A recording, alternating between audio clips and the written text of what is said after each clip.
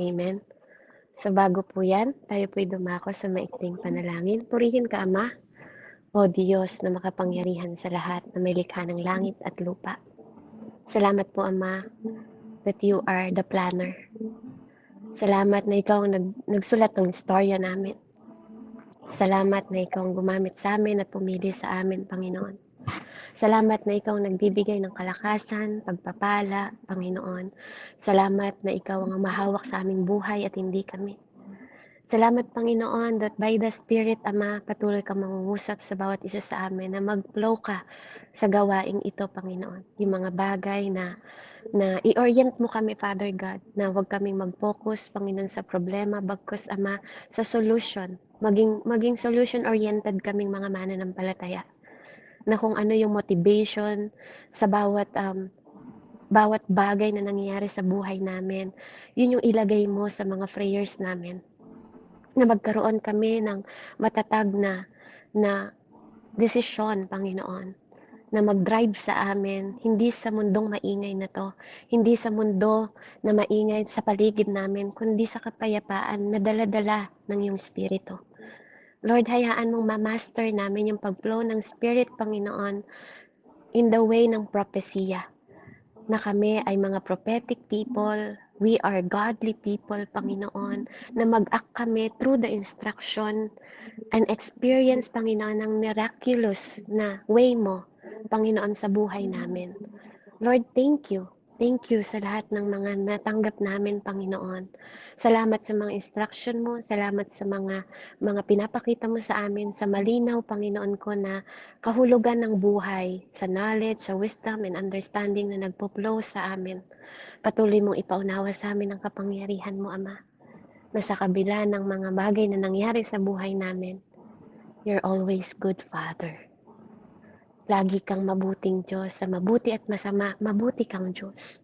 Kaya salamat sa oras na to, Panginoon. Patuloy kang mag-manifest sa buhay ng bawat isa. Patuloy, Panginoon ko, na magbigay ka ng kaunawaan. Buksan mo ang spiritual ears ng bawat isa, yung mata namin, Panginoon, sa oras na to, na marinig nila yung tinig mo at hindi ang tinig ko. Yung kalakasan at kapangyarihan mo, hindi ang kahinaan ko.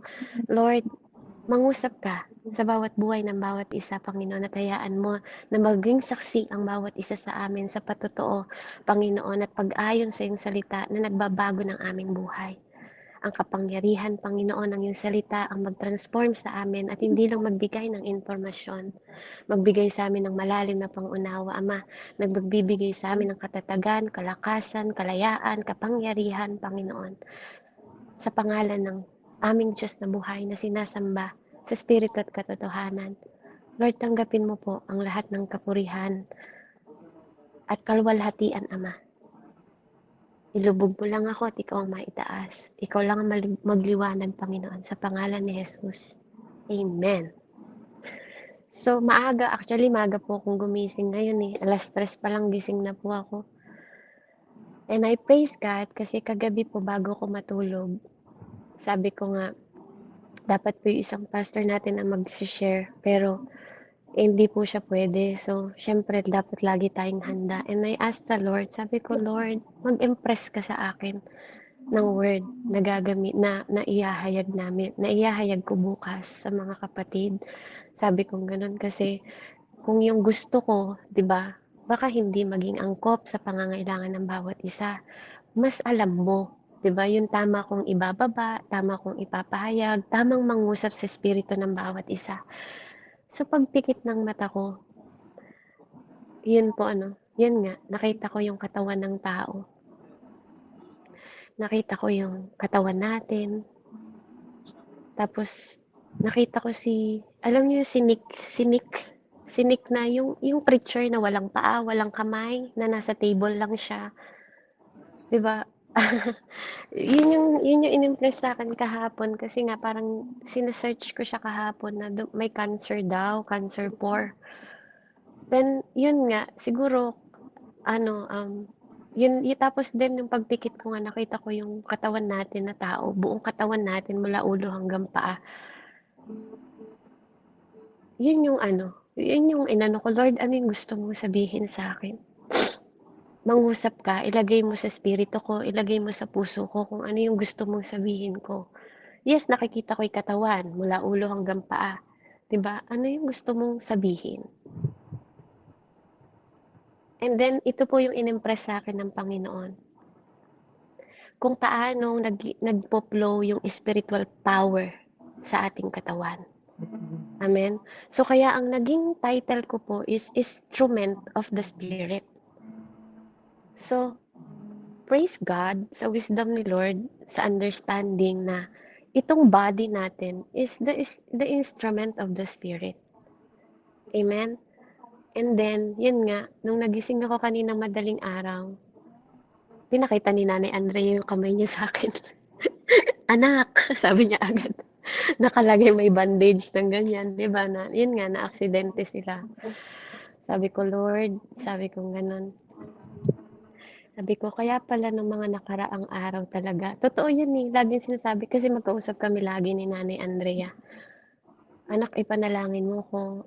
Alam mo yun, yung kahit na ano, anak, hindi siya nag-update din siya sa akin, nag-update din ako sa kanya, nasa bahay na ako, nandito na ako sa Cavite, nasa Bataan na ako, kasi kaya okay ako eh, bago ako natulog kagabi, kasi alam ko din na nakarating na siya sa Bataan, nagpunta siya, alam niyo yun, ang dami niyang mga biyaheng pinuntahan, actually, naghatid pa ng sibuyas yan doon kay Ate Ronaline eh, pero walang ganyan na ano, pero lagi niya talagang dinidiinin yung ipag-pray mo ako yung parang gano'n, ipanalangin mo ko gabayan kami ng Panginoon, gabayan tayo ng Panginoon, sabi niya palagi. Lagi niya talagang, siguro yun na rin talaga yung dinideposito ng Spirit sa kanya. Pero praise God po, ano, kasi yan lang yung nangyari. And ano, I still praise the Lord. I still praise the Lord kasi mas siguro mas malala kung nasagasaan sila ng malaking truck. And napakadelikado po talaga ng lugar nila. So tonight, na po makikita natin yung mensahe ngayong araw na to on how the spiritual flow, 'di ba, of power. Kasi ang spirit po, nagpo-flow po sa katawan natin, may kapangyarihan po 'yan. I never say that the spirit is the power. It is different. Power is different to the spirit of God. Okay? But we are the vessel. We are the vessel. Amen? So, paano natin ima-master ito? Bakit ko binigay sa inyo yung tanong na yon na inimpress sa akin ng Lord na kung bibigyan ka ng pagkakataon na makita, 'di ba tatanggapin mo ba o hindi? Nakita niyo po, iba-iba tayo ng sagot. Iba-iba tayo ng ano ng pananaw, 'di ba?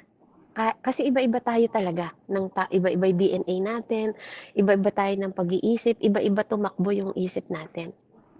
Pero the truth is, talagang kaloob ng Panginoon ito sa taong alam niya talaga na karapat-dapat. Kaya nga kailangan magkaroon tayo ng mastery. Kailangan natin i-master yung mga gift na meron tayo. Hindi porke may gift ka, hindi mo ima-master yan. 'Di ba? Kasi pwedeng magamit mo yan ng arrogancy, ng may arrogancy at walang understanding on how the power of God mag-flow through a person sa mga katulad natin. And yung knowledge na nakukuha natin through the experience at saka divine revelation ng Panginoong Diyos. Amen? Ito yung mga season kung paanong nakikita natin yung mga kwento ng mga prophet, 'di ba? Sa mga time nila noon. Kung paano gaano na lang yung kanilang responsibilidad na dinedicate nila sa kanilang buhay, 'di ba? Yung fully manifestation ng espiritu sa kanila at nagdidemand ito ng spiritual discipline. Amen? Hindi sila pwedeng magpahayag kasi nang hindi talaga Diyos ang nangungusap sa kanila o hindi sinabi ng Panginoon Diyos. Sa bawat lugar na nandun sila, biruin ninyo, yung si Moises, haharap siya sa Pharaoh, hindi po biro yun Si Mika, haharap siya sa king. 'Di ba? Yung mga prophet na pinahintulot ng Panginoon na magsinungaling yung ibang propeta, tas si Mika lang ang nakakita ng pagpupulong in the spirit realm. 'Di ba? Kung nagbabaybay po kayo sa lumang tipan, makikita ninyo, binigyan ng Panginoon Diyos, ang Panginoong Diyos ang naglagay ng lying spirit sa mga propeta, ibang propeta, at si Mika lang ang nakatayo. 'Di ba? Na sinabi niya pa doon sa king, sabi niya, ikulong niyo siya dahil hindi nga daw siya nakaayon lagi sa king. 'Di ba? Dahil nga, paano nga siyang aayon kung iba nga ang pinakita sa kanya ng Panginoon? 'Di ba? Gaano kahirap yung sitwasyon na yun, 'di ba, na kahit frustrated ka na sa natural movement ng ginagawa ng 'di ba, kahit na spiritual yun, parang natural na natural sa isang propeta na makakita sila. It takes a lot of, alam niyo yun, courage na tayuan yun. At yung tapang na sinabi ni Mika na sabi niya, hanggang sa pagbalik ko, ikulong niyo yan. Ikulong daw si Mika, yung propeta na yan. Sabi niya, anong sabi ni Mika? Sabi niya, hindi ako propeta ng Diyos kung makikita pa kitang babalik. Kasi, ang sinabi ni Mika, pag sumugod siya sa laban na yun, mamamatay siya. Kaya sabi niya, hindi ako tatawagin propeta ng Diyos kung makikita pa kitang buhay. Kung makikita niya pa. Amen? Ganun katapang. Alam niyo po yun? So, dito, pinapaunawa ko sa bawat isa sa atin, ano po, na it takes spiritual discipline. Kapag po tayo ay tumanggap ng mga responsibilidad, ano po, ng kapangyarihan ng Diyos. Kasi, kaya may isip ninyo, bakit hindi lahat binigyan ng regalo? Ba't iba-iba ang kaloob sa atin? Kasi yun lang yung capacity na meron ka. Yun lang yung kaya mo. 'Di ba? Unless, 'di ba po, ma-enhance natin, ma-practice natin, 'di ba? Parang naggi-gym, 'di ba? Lalaki katawan mo kung ina-activate mo, kung pa sulpot-sulpot ka lang, 'di ba? Paano mo mapapractice? Amen? Kasi kahit na kaunti lang 'yan, kung halimbawa, katulad ng pagtulo ng tubig, 'di ba po, sa galing sa ano, sa stream, sabihin mo na. Kahit na paunti-unti lang yung tubig na tumutulo doon, pero kung patuloy na tumutulo yun, kaya pa rin nun magpuno ng isang swimming pool. Kaya pa rin nun gumawa ng isang maliit na lawa. Amen? Ganon din sa atin. Kahit na small na ano lang, na chance lang nakikita natin, no? Kung iyan ay tutuloy-tuloy natin at i-activate natin, it will move. Magmo-move ito. Magkakaroon ito ng larawan, 'di ba? Na akala mo natural na tubig lang na nagpo-flow, pero kapag inimagine mo na kaya mong bumuo ng isang malaking swimming pool na may tubig sa pamamagitan ng maliit na tulo ng tubig na 'yon, it can happen, 'di ba? May mga possibilities na mangyari 'yon, na makakalangoy ka sa isang malaking swimming pool kahit sa kaunti-kaunting tubig na nagpo-flow doon. Amen? Magkakaroon ka pa rin ng swimming area. Amen?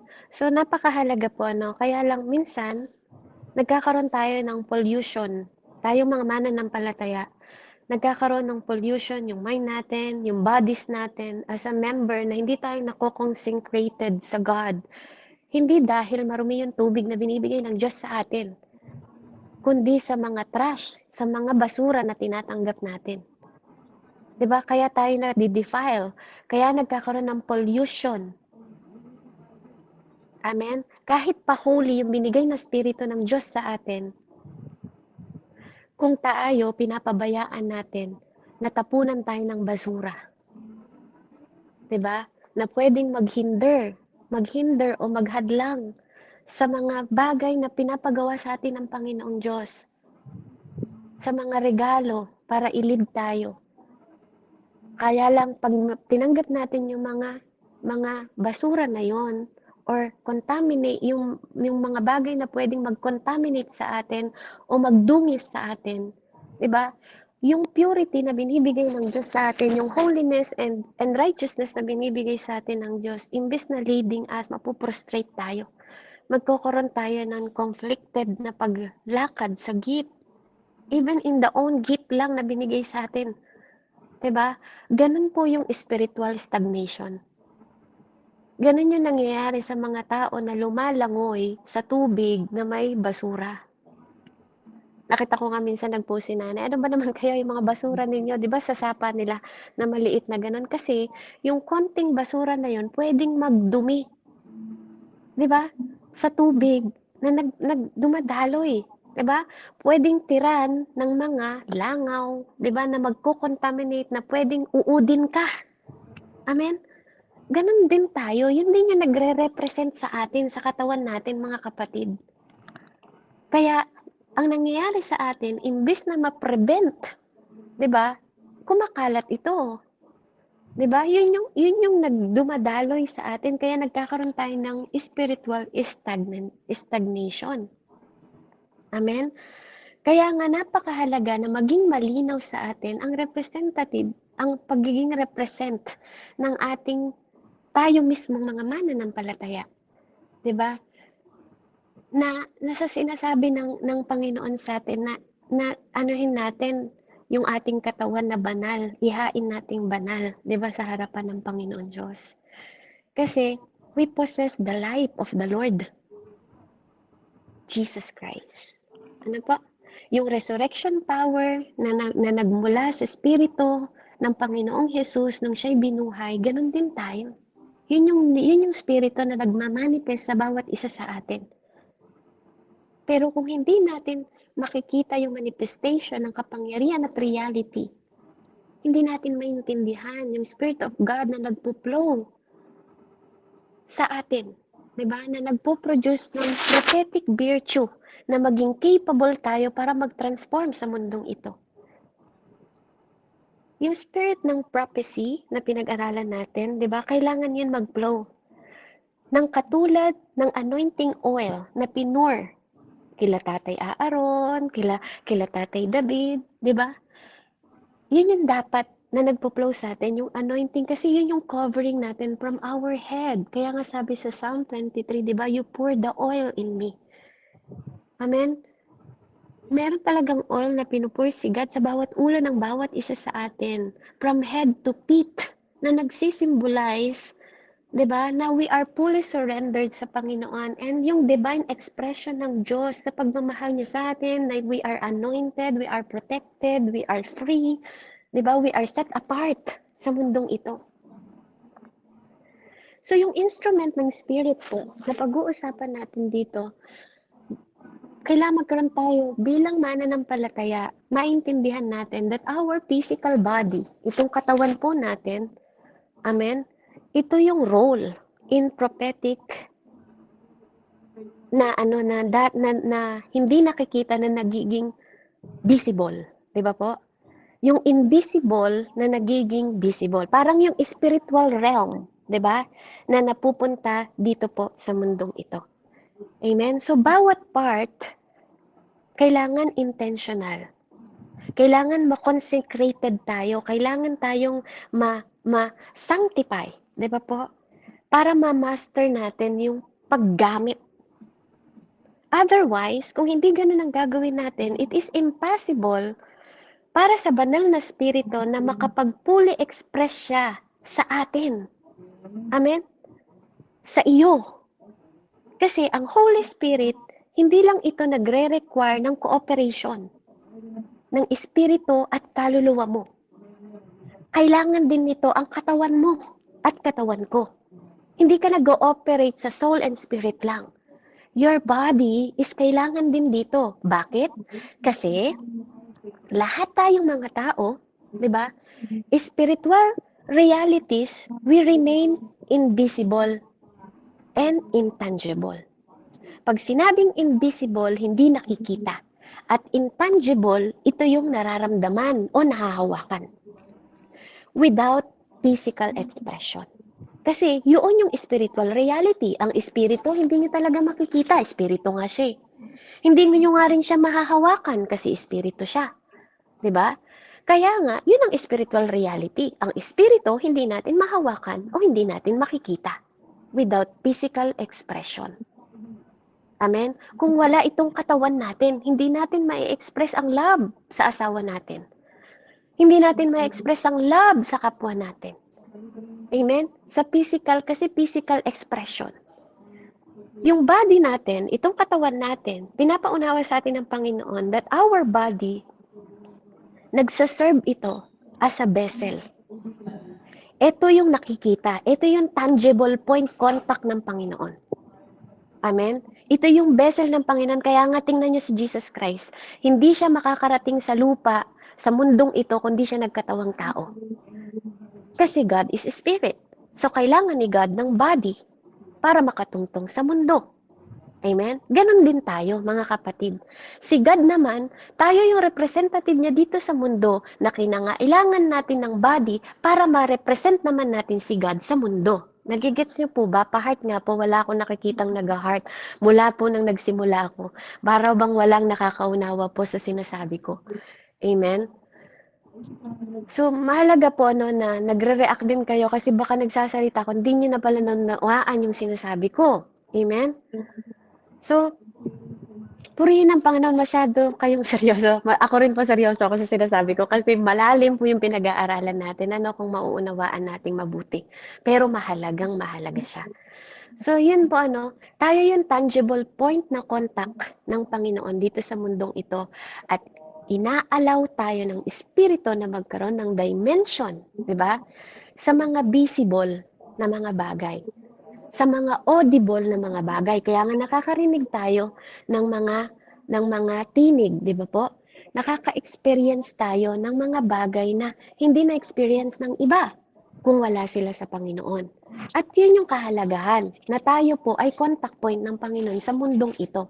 Tayo ay representative ng Panginoon sa mundong ito. Amen? Yung pagiging prophetic natin bilang mga godly people, mga people of God, yung kamay mo, yung mata mo, yung tenga mo, yung bibig mo, di ba? Even yung the way mong tindigan, yung posture mo, tsaka yung paano ka mag-move, di ba? Paano ka gumalaw, paano ka kumilos, is divine instrument ng Panginoon. Kung paano siyang nangungusap sa bawat isa sa atin. Kung paano niya tayong hinihil, at kung paano niya tayong tinatransform. Di ba? Naintindihan nyo na kahit espiritu siya, umiiyak ka, di ba? Kahit espiritu siya, ba't nararamdaman mo yung compassion niya? Kahit espiritu siya, ba't nararamdaman mo niyayakap ka niya? Kahit espiritu ka, kahit espiritu siya, bakit nararamdaman mo naririnig mo yung sinasabi niyang, anak, mahal kita. Di ba, anak, magpakumbaba ka. Anak, okay lang yan. Di ba? Nasa katawang tao ka, pero naririnig mo yung mga ganong bagay. Pero, ito yung danger. Kung mamimismanage natin yon at maneneglect natin yon, mababaliwala natin yung any part ng physical body natin, mahihirapan tayo. Kasi, even yung mga imposibleng bagay na magpupuli express sa Panginoon, despite sa kabila na siya ay naninirahan sa atin, kapag hindi tayo careful o hindi tayo maingat na nag-o-observe o sensitive sa espiritu, pwedeng hindi natin makita ng malinaw ang katotohanan na gustong ipakita sa atin ng Panginoon. Kung paanong, for example, 'di ba? Halimbawa po yung spirit, 'di ba? Yung spirit ng pagnanakaw. Kung dati kang magnanakaw, 'di ba? Kung hindi magmamanifest ng puli sa iyo ang Holy Spirit, 'di ba?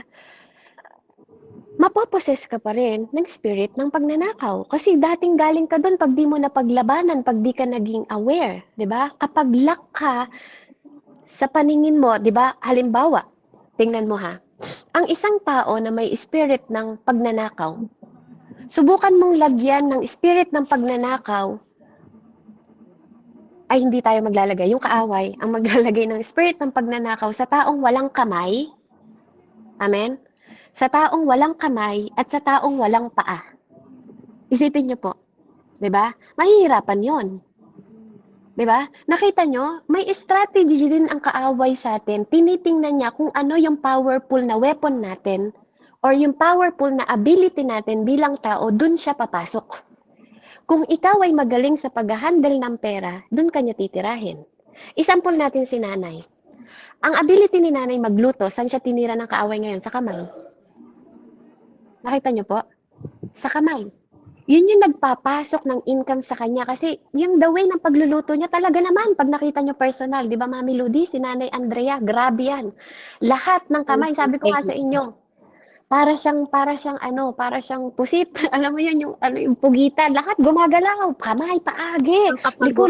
Walang kapaguran. Walang kapagiran. Diba? Pero tingnan niyo yung tinira ngayon ng kaaway, yung kamay niya na nagpo-provide para sa kanila. Kasi nagagamit talaga niya yun, gamit na gamit talaga. Diba? Hindi pwedeng atakihin ng kaaway yung bagay na wala ka naman talento doon. Naintindihan niyo po ako? Na even tayo, tina-target tayo ng kaaway, yung body natin, yung physical body natin ang tina-target para hindi tayo makapag-serve sa Diyos. Amen? Kapag ikaw ay matalino, ang tatargetin sa'yo yung utak mo, yung isip mo. Pag magaling ka mag-isip ng mga negosyo, tingnan mo. Di ba? Anong tinatarget? Ang daming problemang, kaliwat kanan, hindi mo naman ino-order sa parcel. Kaliwat kanan ang problema.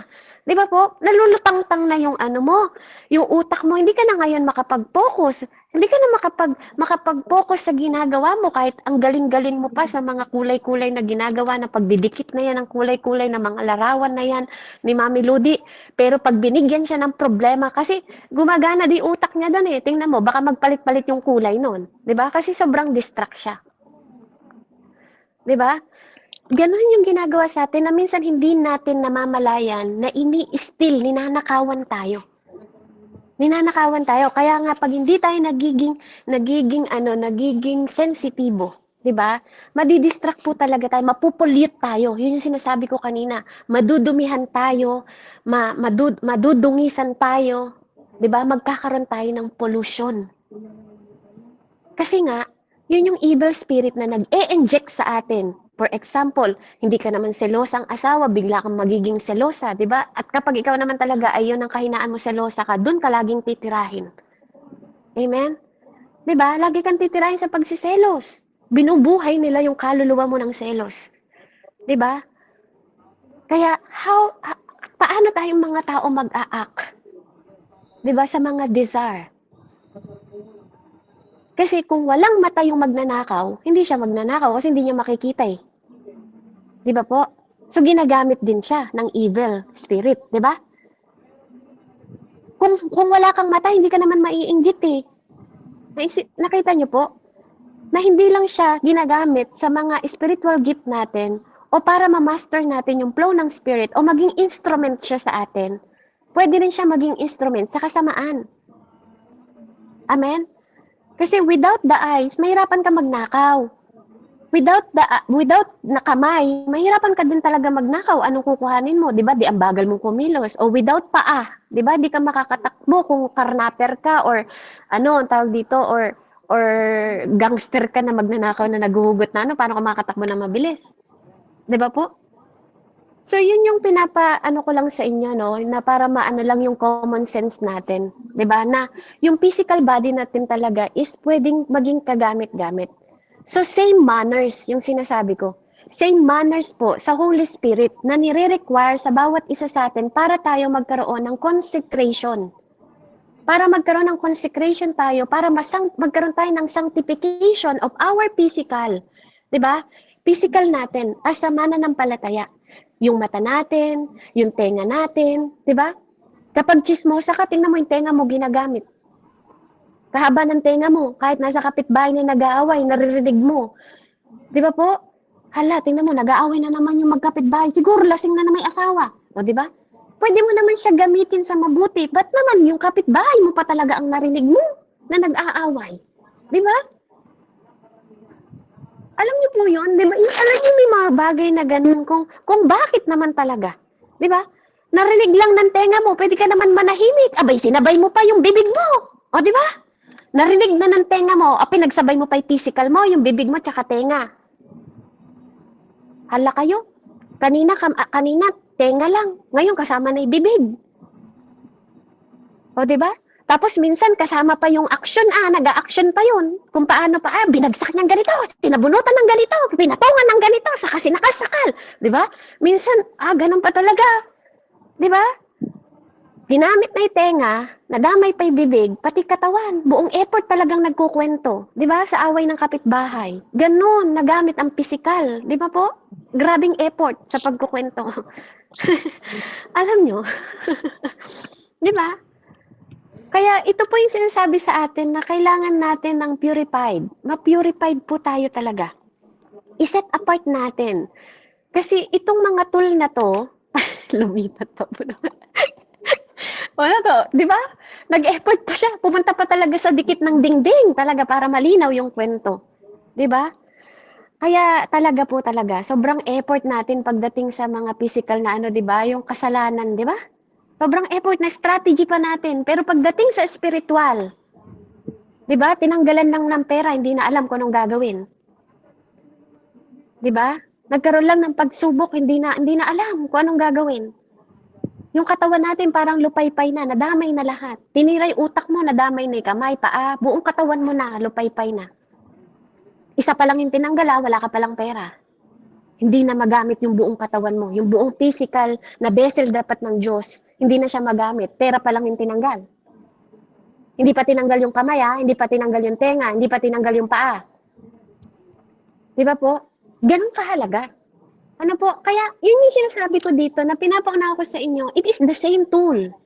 Same tool na ginagamit ng kaaway at same tool na vessel din ng Panginoon sa bawat isa sa atin. Without the body, kung wala ang katawan natin na nag-yield ang Panginoon sa atin, yung spirit ng divine expression na magre-remain sana sa bawat isa sa atin para malak tayo sa mga bagay na hindi nakikita, sa mga bagay na hindi naririnig, sa mga bagay na desperate tayo na i-touch.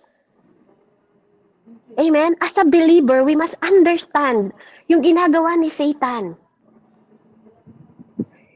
Yung mga bagay na sobra niya tayong pinapagod sa mga work na hindi naman dapat tayo nag-o-overtime. Na sinasilent niya tayo kahit tayo ay mga children of God.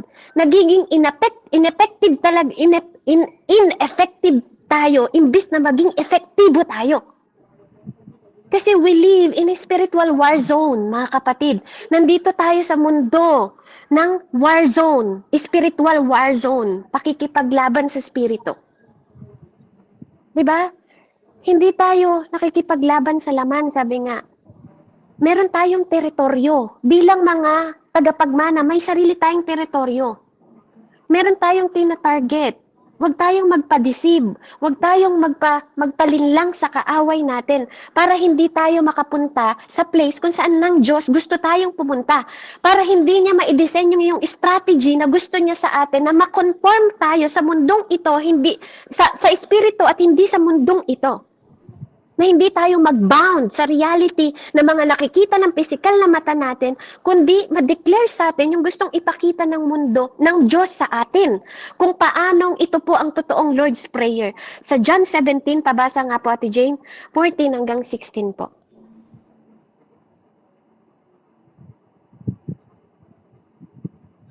Amen po. Sige, basahin po natin. John 17:14 to 16. Sabi po dito, naibigay ko na sa kanila ang iyong salita at kinapuotan sila ng sanlibutan sapagkat hindi na sila taga-sanlibutan tulad ko na hindi taga-sanlibutan. Hindi ko idinadalangin kunin mo sila sa sanlibutan, kundi iligtas mo sila sa masama. Hindi sila taga-sanlibutan tulad ko na hindi rin taga-sanlibutan. Ibukod mo sila para sa iyo sa pamamagitan ng katotohanan. Ang salita mo ang katotohanan. Amen po sis. Ito po ba yun? Amen. So nakita niyo po hindi tayo taga-sanlibutan, na gaya rin naman niya na hindi taga-sanlibutan. Sinet apart tayo ng Panginoon. Ito yung sinasabi, yung demonic entities na nag-e-exist dito sa principalities ng mundong ito is fallen world. Fallen world to, mga kapatid. Yung mga spirit na naka-assign dito, may mga kanya-kanya ding territories, may kanya-kanyang region, at may kanya-kanyang nation. Bawat bansa, may mga spirit na pinadala din dyan. Diba? May mga teritoryo sila, may mga bansa sila, 'di ba? Kaya nga kahit pumunta yung mga saan yung mga apostol doon, tingnan niyo may kaaway. Kahit saan sila magpunta, kahit saan magpunta si Jesus, may kaaway. 'Di ba? Kaya nga sabi sa Ephesians 6:12, anong sabi ate? Yun yung reality, yun yung warn sa atin, no? Na kahit si Apostol Paul po, ito yung warning sa atin. Winarn niya tayo in reality. Ate Jane, Ephesians 6:12 po. Amen po, sabi po dito. Sapagkat hindi tayo nakikipaglaban sa mga tao, kundi sa mga pinuno, sa mga may kapangyarihan, sa mga tagapamahala ng kadilimang umiiral sa sanlibutang ito, sa mga hukbong espiritual ng kasamaan sa himpapawid. Amen po, sis. Amen. 'Di ba? Demonic principalities. Yung kanilang strategical o yung strategy na operation nila para i-destroy ang mga believers. yung impluwensya ng kultura, 'di ba? Yung passion nila. 'Di ba tingnan niyo yung mga passion ng mga demonyo, yung mga demonic na sumasamba talaga sa demonyo, 'di ba? Yung mga tao pati passion nila, 'di ba? Kitang-kita mo, itim ang lipstick, itim ang mga makeup, itim ang damit, 'di ba? Ayaw nila sa liwanag, gusto nila sa kwarto nakakulong. Minamanipulate nila, nadi-distort sila o kaya alam niyo distort, nadi-disalign sila. 'Di ba? Hindi sila nagkakaroon ng buhay na maayos, gusto nila lagi nasa kaguluhan. Kasi yun yung evil, yun yung entitled na gusto ng principal, ng kadiliman dito sa mundong ito, na ma-prostrate tayo, na hindi tayo magkaroon ng kapayapaan, na magulumihanan tayo, na madumihan tayo, na magulo tayo. Sila yung nagsa-silence ng God-gifted vessel sa buhay natin. Yung disenyo natin, tinatanggal nila, inaalis nila, di ba? Yung iyong identity, tinatanggal nila yon kapag nagulo ka nila, kapag pinatigas nila yung puso mo. Kaya hindi nagiging malinaw sa atin yung mga bagay na pinapagawa sa atin ng Panginoon kasi nga nami-misunderstanding natin, nami-mismanagement natin, nami-misplace natin, nane-neglect natin, na itong katawan na to, di ba, ay gusto din ng Panginoon na maging kaisa sa soul and spirit natin. Kaya we must discern carefully. Di ba po? Pero hindi gusto ng Diyos na maging religious tayo, mga kapatid, ha? Baka naman meron sa inyo mga mananampalataya, kulang na lang, puro ka naman nakabitbit ng Bible, hindi ka naman na nakikisalamuha sa anak mo, baka hindi mo na alam kung anong paborito ng anak mo, baka hindi mo na alam kung alam mo yung achievement ng mga anak mo, inaalam mo pa ba kung ano yung mga kailangan nila? Maging balanse po tayo mga kapatid, kasi minsan po, napapabayaan natin ang ating pamilya dahil masyado naman tayong nakatutok sa spiritual. Hindi po gusto ng Panginoon yon mga kapatid. Huwag tayong maging religious. Baka akala ninyo, naka-align pa kayo, napapabayaan nyo na rin yung pamilya ninyo. Sobra kayong tutok. Diba? Sobrang tutok naman kayo sa pagiging, pagpipreach, kailangan mapabuti ko to, kailangan na yung pagpapalaki mo naman sa anak mo, nakalimutan mo na. Baka nga hindi na ikaw nagturo niyan manalangin. Baka hindi na ikaw nagpapaalala dyan. Paalala ka, abot ka ng abot ng kaluluwa ng iba, tapos yung anak mo, napabayaan mo sa isang tabi. Salaminin po natin yung sarili natin, kasi hindi ibang tao ang aabot sa kanila.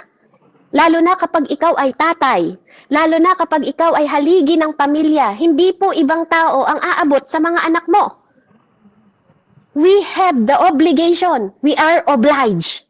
Bilang mga magulang, ikaw ang pinagkatiwalaan ng Diyos. Sabi nga niya sa salita niya, train your child. Diba? Yun po ang salita ng Diyos. Bago sana tayo mag-train ng ibang tao, sana nakikita din natin yung mga anak natin sa loob ng tahanan natin. Amen? Huwag ka muna lumabas, kapatid. Kasi baka magulat ka. Kahahabol mo sa labas, hindi mo naman na alam makipagbiruan sa anak mo. 'Di ba? Sobra ka naman ng seryoso, baka ayaw ka na nilang biruin, 'di ba? Hindi ka na nila makatawanan kasi sobrang ritual ka na, hindi na. Alam niyo si God po nakiki-attend pa nga siya sa kasalan 'di ba? Nagjo-join din po siya sa mga discipleship, kumakain ng sama-sama. 'Di ba? Alam ng Lord yung way ng family oriented. Because He is God na family-oriented. Kaya nga, andun yung compassion ng Panginoon. Kaya ikaw na haligi ng tahanan o ilaw ng tahanan, ang haligi ng tahanan, maging Christ-like, di ba? You are the head of the family. Di ba po? You are the vessel of God. Makita din yung compassion sa'yo mula sa pamilya mo bago ka lumabas, inside and out. Ganon din sa body natin. God is transforming us, hindi palabas, papaloob, kundi inside and out. That is the difference natin sa mga Buddhist because ninihigop nila yung nature, papasok. 'Di ba? At kumpara naman sa Panginoon na yung puso natin ang unang binabago niya para lumabas ng natural. Amen? Natural na compassion, natural na pamagmamalasakit, natural na pagmamahal, 'di ba? natural na pagtulong na walang bahid ng kaplastikan. Kasi He is God of truth. Okay? Yung influence na natin, 'di ba? Na nandoon yung prutas ng banal na espiritu, natural yan lahat lalabas na lalabas sa atin. Amen. Kaya nga maging mapagmasid tayo sa sarili natin. Ano po, hindi maganda na hindi balanse ang buhay natin. Mga kapatid, hindi po madamot ang Diyos. Huwag mong gawin na parang hindi ka nang ngumingiti. Sa sobrang spiritual mo, hindi mo na alam makipagbiruan. Pwedeng makipagbiruan na hindi ka nagsasalita ng malalaswa. Diba? Baka yung asawa mo, hindi mo na rin mayakap, hindi mo na rin, sa sobrang seryoso mo na maghayo ng kaluluwa na wala na yung intimacy mo sa asawa mo. Diba?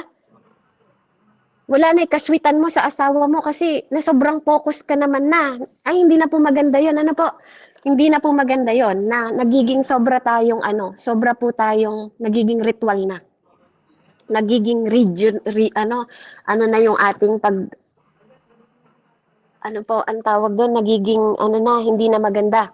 Hindi po maganda yon na nagiging ganun tayo. Kaya we are the vessel. Ano po, kung vessel ka ng joy, ng love, vessel ka rin ng joy. Pero bakit sobrang seryoso mo, wala ka ng kagalak-galak, di ba po? Kung vessel ka ng patient, di ba po? Yes, nagpe-patient ka, pero hindi tinatanggal ang joy. Mga kapatid, hindi tinatanggal ang joy sa paglilingkod. Amen? Dapat andun pa rin yung laging kagalakan natin. Kasi hindi mo pwedeng i-express ng katawan mo na may joy ka, tapos hindi ka ngumingiti. Amen?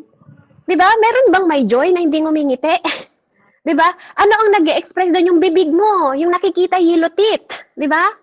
Yung yellow teeth natin, kahit nasungki-sungki pa yan, 'di ba? Yun yung nakikitaan ng joy kapag ngumingiti yung body mo.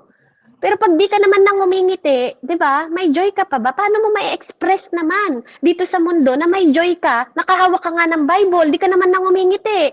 Hala, nakakatakot ka na, hindi na kita lalapitan kung Kristiyano ka, sasabi mo Kristiyano ka, tapos di ka ngumingiti, may hawak ka ng Bible, hindi kita lalapitan, promise. Promise. Kahit pa siguro 5 Bible yung yakap-yakap mo na iba-iba pang mga salin. Kahit may King James ka pa, kahit meron ka pang ESV, NIV, kapag di ka ngumingiti, tapos hawak mo 5 Bible, kahit na po 5 Bible pa, may patong ka pa sa ulong Bible, hindi kita lalapitan kung di ka ngumingiti. Diba? Wag po ganon. Wag pong ganon. Grabe, di ba? Kaya purihin ng Panginoon. Nakakatawa po pero totoo eh. Di ba? Minsan kasi akala mo may love ka tas wala kang joy. Hindi pwedeng maghiwala yon because that is the fruit of the Holy Spirit. Di ba? Kapag wala kang joy, wala ka na ring love, wala ka na ring patience, wala ka na ring faith, wala ka na ring self-control. Amen? Because that is the fruit, hindi siya tinabing fruits. Di ba? Yung 9 fruit of the Holy Spirit, dapat nasa lahat yun. 'Di ba? Ang sarap sigurong kausapin ng taong may hawak na Bible, nakangiti ka pa. Tapos 'di ba? Nakangiti ka tapos may love ka pa, may patient ka pa. Doon ako lalapit kaysa naman may 5 Bible ka, di ka nga ngumingiti, 'di ba? Ay naku, baka bigla man ako sakalin na ayoko po 'yon, no? So it's not about entitlement, Hindi ito about sabihin lang newborn again ka. Tapos hindi balance yung buhay natin, no? Huwag tayong sumabay sa culture ng mundo kasi we are not conformed sa mundong ito. Huwag tayong sa tradition because it is not. Hindi 'yun ang nilalatag ng Lord sa atin. Kaya magkaroon tayo ng discernment carefully, mga kapatid. 'Di ba? Sa prophetic na revelation ng Panginoon sa atin kasi it's dangerous kapag tayo ay na-ship sa culture at values ng mundong ito at hindi sa Panginoon. Sa values at sa fruit ng Holy Spirit sa buhay natin. Sabi po sa Isaiah 5:20, Ate Jane. Amen po. Sabi po dito, kawawa kayo, mga baligtad ang isip. Ang mabuting gawa ay minamasama at minamabuti naman iyong masama. Ang kaliwanag ay ginagawang kadiliman at ang kadiliman ay itinuturing na kaliwanagan. Sa lasang mapait ang sabi matamis. Sa lasang matamis ang sabi mapait. Amen po, sis. Amen. 'Di ba? Kawawa kayo. Tinatawag ninyong evil, yung mabuti naman. Kasi minsan, sa sobrang nagiging religious ka na, akala mo na masama yung ginagawa pag tumataway iba, nakikisayay iba. 'Di ba? Para sa'yo, masama na yun. Amen? Magkaroon tayo ng discernment po. Ano, baka nandito na tayo, na nasa liwanag yung iba, 'di ba? Nasa liwanag naman sila, pero ang tingin mo nasa darkness sila. Kasi nakoberan na yung mata mo, yung spiritual eyes mo nakoberan na dahil sa mga bagay lang na nakikita mo physically. Hindi mo na ginamit yung eyes ng Lord. Nagiging bitter ka sa better naman na mga buhay ng mga tao. 'Di ba? Tapos sinasabi mong mapait yung mga tinatanggap mong salita kasi hindi yun yung pinapaniwalaan mo. Kasi gusto mo lang paniwalaan yung pinapaniwalaan mo. Ayaw mong humakbang sa hindi mo comfort zone. Gusto mo lang nandito ka lang. Kinoconsecrate mo lang yung sarili mo dito, pero hindi ka naman pala na fully consecrate sa way ng Lord at kalooban ng Diyos sa'yo. Amen? Kasi sometimes, God using people, kung paanong ginagamit yung vessel mo, 'di ba, para maihayag ang good news sa maraming tao na ginamit ng Panginoon noon, yung mga disciple po ginamit ang kanilang mga katawan. Naglutang-lutang sa dagat, nagsakripisyo mga kapatid, naglakad sa pamamagitan ng sandalyas, barko, may effort na ginawa. Kaya nga nandito tayong lahat eh. Kaya narating tayo ng good news mga kapatid. Hindi lang sila nag-keep sa kanilang comfort zone. Na ito lang yung gusto mo, hindi ka na pwedeng turuan. Di ba? Kahit pag gifted ka, kung ayaw mo magpa-correct at magpaturo, di ba? Paano mai-steer yung passion na idineposito sa'yo ng Panginoon kung ayaw mong ialis yung sarili mo sa comfort zone na gusto niyang magamit ang katawan mo para i-express sa mga tao yung kaparaanan na gusto niya, i-open niya para maging witness ka. Amen? Ikaw ngayon, ikaw at ako, gusto ng Lord. 'Di ba? Na maging witness tayo. Maging witness tayo ng Panginoon sa mga bagay na uncommon things. Hindi na tayo nabubuhay sa parang common lang na nakikita natin. We are living in the uncommon life. 'Di ba po? Kasi kung 2 years, 3 years, 'di ba nandun ka pa rin sa dating ikaw, sandali lang. Anong strategy ang ginagamit mo?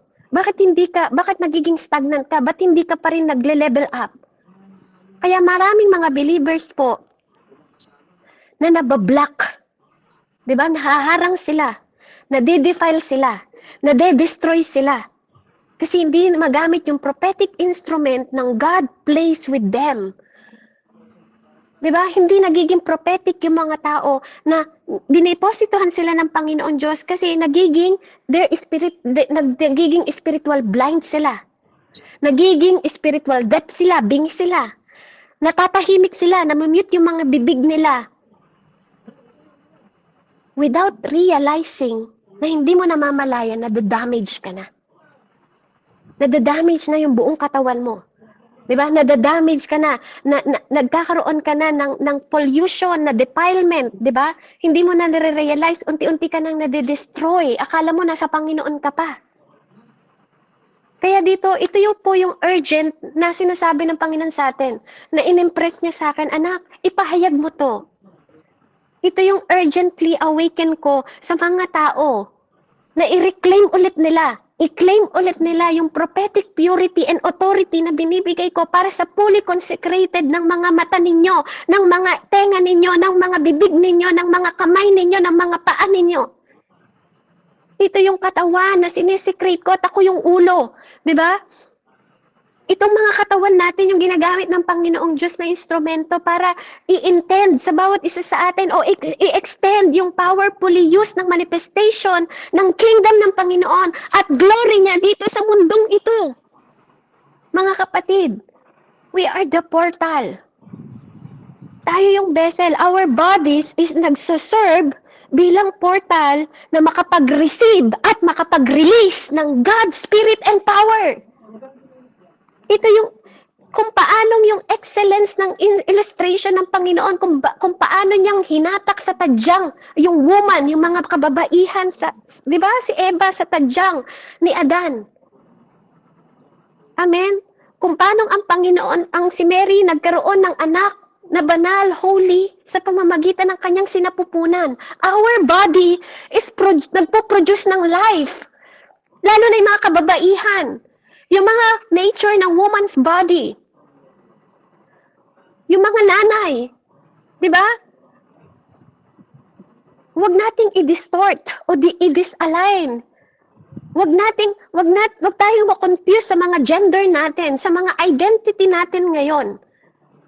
Dahil sa kinakraft ng mga enemy sa isip natin, dahil sa obstruct na ginagawa niya sa ating isip na wag natin, yung aim ng obstruct na dapat doon tayo nakatutok. Yung way ng Lord, yung path ng Lord na nilalagay niya dito sa utak natin. Di ba? Yung renewing mind na nilalagay ng Panginoong Diyos. Kasi itong body natin, ito yung vessel ng Diyos para mapulfill niya yung divine purpose at assignment niya sa atin. Hindi ka pwedeng lumakad sa espiritu and soul mo lang. Kailangan mo ng body. Hindi ka pwedeng maging kaluluwa at espiritu lang sa mundong ito. You need your body. Ito yung reason why we must fully. Kailangan magkaroon tayo ng fully understanding na maganap yung divine ng spirit born ng God Himself. Yung God, yung mismong God Himself sa physical body natin na ma-embrace natin yung katotohanan, mga kapatid, na we are unable to see sa mga physical body natin na tayo yung channel ng joy ng Diyos sa mundo, tayo yung channel ng love ng joy sa mundo, ng love ng Diyos sa mundong ito. Tayo yung channel ng patient niya. Tayo yung channel, 'di ba, ng self-discipline. Tayo yung channel ng understanding niya, channel ng wisdom niya. Hindi ako makakapagpahayag ng ganito sa harapan ninyo kung hindi ako ginamit na channel ng Diyos at vessel ng Diyos. At kung sinong makakaunawa ng mga sinasabi ko, yun yung mga binuksan ng spiritual ears nila, that everything ay maging posible on how we walk, truly walk sa prophetic, mga kapatid. Na itong katawan na to maging insignificant part to ng bodies na mag-play ng kanyang critical role even in the spiritual operation ng excellence sa mundong ito. Ito yung ine-explain sa atin ng Panginoon na yung physical sensation natin na ma-experience natin. Amen? Ma-experience natin yung compassion ng Panginoon Diyos. Hallelujah. Hallelujah. Dito po ako magtatapos sa Roman 8. Sabi po ng Panginoon. Kaya nga, wala nang kahatulan. Kahatulang parusa. Number 1 po. Mula sa verse 1. Kaya nga wala nang kahatulang parusa sa ang mga taong nakipag-isa kay Kristo Jesus. Sa pamamagitan ng kautusan ng Espiritong nagbibigay buhay sa atin, sa pakikipag-isa natin kay Kristo Jesus, pinalaya na ako mula sa kautusan ng kasalanan at kamatayan. Ginawa ng Diyos ang hindi kayang gawin ng kautusan dahil sa kahinaan ng tao. Isinugo niya ang kanyang sariling anak sa anyo ng taong makasalanan upang pawiin ang kasalanan. Sa gayon, hinatulan na niya ang kasalanang umalipin sa tao. Ginawa ito ng Diyos upang itinatakda ng kautusan ay matupad sa atin na namumuhay ayon sa Espiritu at hindi ayon sa hilig ng laman. Ang mga namumuhay ayon sa hilig ng laman ay walang pinapahalagahan kundi ang mga bagay na ukol sa laman. Ngunit ang mga namumuhay ayon sa Espiritu ay nagpapahalaga sa mga bagay na espiritual. Ang pagsunod sa hilig ng laman ay naghahatid sa kamatayan, ngunit ang pagsunod sa Espiritu ay nagdudulot ng buhay at kapayapaan. Kaya nga, kapag itinutuon ng tao ang kanyang pag-iisip sa hilig ng laman, siya ay nagiging kaaway ng Diyos sapagkat hindi siya nagpapasakop sa batas ng Diyos at sadyang hindi niya ito magagawa. Ang nabubuhay ayon sa hilig ng laman ay hindi maaaring kalugdan ng Diyos. Ngunit hindi na kayo namumuhay ayon sa laman, kundi ayon sa Espiritu. Sa katunayan, naninirahan sa inyo ang Espiritu ng Diyos. Kung wala sa isang tao ang Espiritu ng Diyos, hindi kay Kristo ang taong iyon. Ngunit dahil naninirahan sa inyo si Kristo, mamatay man ang inyong mga katawan dahil sa kasalanan, ang Espiritu naman ninyo ay buhay sapagkat itinuturing na kayong matuwid ng Diyos. Kung naninirahan sa inyo ang Espiritu ng Diyos na siyang muling bumuhay kay Kristo, siya ay muling bubuhay sa inyong mga katawan may kamatayan sa pamamagitan din ng kanyang Espiritong naninirahan sa inyo. Mga kapatid, hindi ko po pininpoint yung mga ginagawa ng mga laman. Hindi ko masyadong diniinan. Ang diniinan ko po sa inyo is yung mga kayang gawin ng katawan natin through the Spirit sa hinaharap. Kasi naniniwala po ako that we are born again. We have the Spirit of God. And our body is the body portal ng Panginoon na maging instrument ng Espiritu sa mundong ito para mag-flow at ma-master natin ang power ng flow ng Spirit in our life na ma-experience din ng katawan natin. Purihin po ang Panginoon. There's a reason bakit ang physical body natin ang ginawang vessel ng Diyos. At huwag sana nating iwalang bahala yon. Mahalin natin ang katawan natin. Dahil kung magiging mahina ang katawan natin, hindi tayo makakapag-serve sa Panginoon natin. Purihin ang Panginoon, and to God be all the glory. Let's pray. Heavenly Father, in the mighty name of Jesus, we thank you that today we are the witness, Father God, openly, Panginoon, sa mga buhay namin na nakikita namin yung accessible na ginagawa mo na maging common sa buhay namin bilang mga believer. Yung mga bagay na hindi namin alam, na nagbablock, nagdi-defile, nagdi-destroy, Panginoon, na maging prophetic instrument kami sa place kung saan dinadala mo ang bawat isa sa amin. Na huwag kaming magkaroon ng spiritual blindness, ng spiritual na pagkabingi, at ma-mute kami, Panginoon, at ma-damage kami dahil sa hindi namin urgently na paggising sa aming mga spirito sa pamamagitan, Panginoon, ng aming mga katawan, O Diyos. Na ang body na to ay sacred instrument mo, Panginoon, na inintend mo na maging powerful at magmanifest ang kingdom na nagmumula sa iyo upang maihayag namin ang glory sa pamamagitan ng kapangyarihan mo na magamit ang aming mga katawan para sa kaluwalhatian mo at kapurihan mo, Ama. Salamat po sa awakeness. Salamat sa divine instrument na katawan na to, Panginoon, na pinili mong maging templo. Hallelujah, Lord, maunawaan nawa namin ng bawat isa, Panginoon, ang kahalagahan ng ipinapahayag mo sa araw na to. Huwag kaming maging alipin, Panginoon, ng enemy, kundi maging kagamit-gamit kami, Panginoon, sa assignment and fulfillment mo sa divine calling mo sa bawat isa sa amin at divine destination mo para sa bawat isa sa amin na sa kanang trono ng iyong Ama. Pinaupo ka at ganun din kaming uupo. At bilang mga anak mo, Panginoon, na representative mo sa mundong ito, magawa din namin na fulfilled ang aming assignment dahil we are predestined, Father God, through you, by you, from you. Maraming salamat po, Ama, sa pangalan ni Jesus. Ito po ang aking samot dalangin. In Jesus' name I pray. Sa ngalan ng Diyos, Ama, Anak, at Espiritu Santo. Amen and amen. Back to you po, Ate Jane. God bless po sa bawat isa.